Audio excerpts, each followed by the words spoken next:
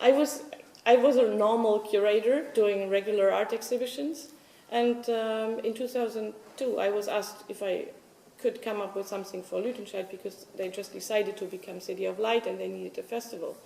And I said, okay, but I can do something for you, but I can't do an event. And then they said, oh no, we can't work with you if you don't want to provide an event. And at the end there was no time for anybody else to come up with a different concept. So they said, okay, Tom and Bettina, please do what you had been in mind. And then it turned out to be an event, what wasn't intended to be one. And so here we are, after 10 years, we are still doing that. Personally, for me, it was a big turnaround because of the success of Lüdenscheid. I have been invited to festivals all over the world, and it was really a turning point in my life working here. I think it's actually good to be very open. As I already said, I look into the design direction.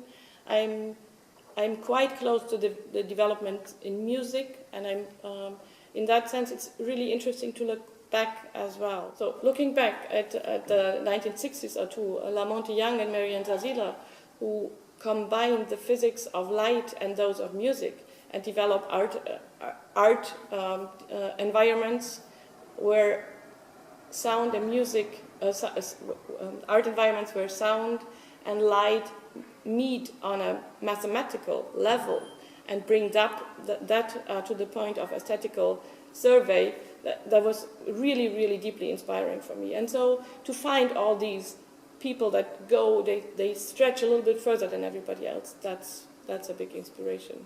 And at the moment I'm focusing on Bruno Taut's glass house from 1914, because when he built that model of a glass house, I think it's quite interesting to look at that he already was familiar with the idea, having daylight, bringing insight in form of a light play, and then illuminating by night, and having the light play projected to the outside. And in those days of Bauhaus, of Walter Gropius, Van der Velde, and all these guys, nobody really liked it. I mean, if you read the reviews of those days, it said that only women and children did like it. But it's a very modern concept if we look at it today. So I think that in the moment I'm really exploring what has been happening around glass and the relationship of glass and light, and what has been initiated by Bruno Taut. It's just fun to see everybody excited every night.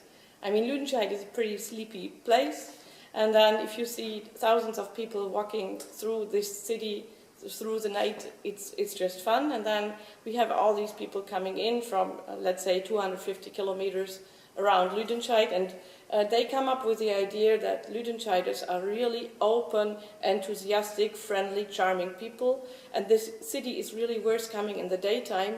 And we, being here, we all smile a little bit at that.